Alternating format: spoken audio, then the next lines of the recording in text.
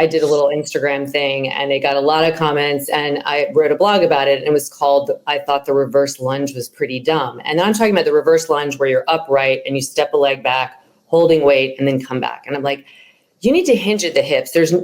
Like, if you look at the functionality, we're never stepping back with one foot and picking something up off the ground. When would you ever do? You would never do that. Never do it, right? And so it's like there's so many other ways of training your quads and then getting your glutes involved always, that would be way, way more impactful in daily life. And, preventing it, I think a lot of people can get injured in that because they're loading that back patella in a way that, the back heels off the floor all the way. Your weight is not centered over your pelvis.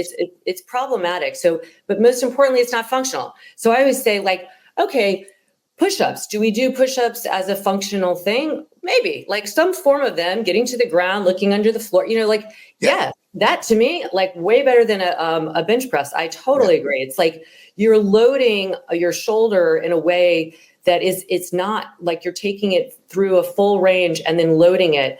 And by the way, big chests are not very functional. They really are.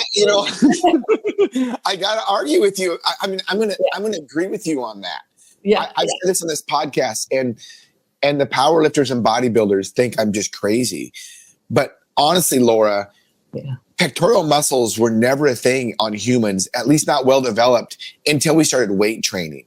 And you train them specifically because you're right. They're not a functional big muscle. I mean, yeah, sure. We need to do some of this and some of this, but they're not. Yeah, right. So go ahead. I'm sorry. The problem is they create a really bigger imbalance that people already have around the shoulders because everything we do is forward in daily life.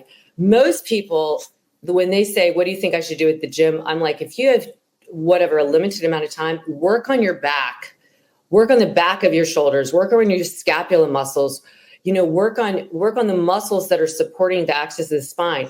When you are working on your chest, you're taking your shoulder, you're creating more tension to go forward, which we're already doing in daily life. And then you wonder why we have shoulder issues. It's because there's such an imbalance around the shoulder joint itself. So yes, I'm always looking, if somebody loves something, they're like, yeah, but this just gives me such a high. I'm like, I'm not going to take it away from you, but you better, as twice as much work on your back because you've got to balance that out.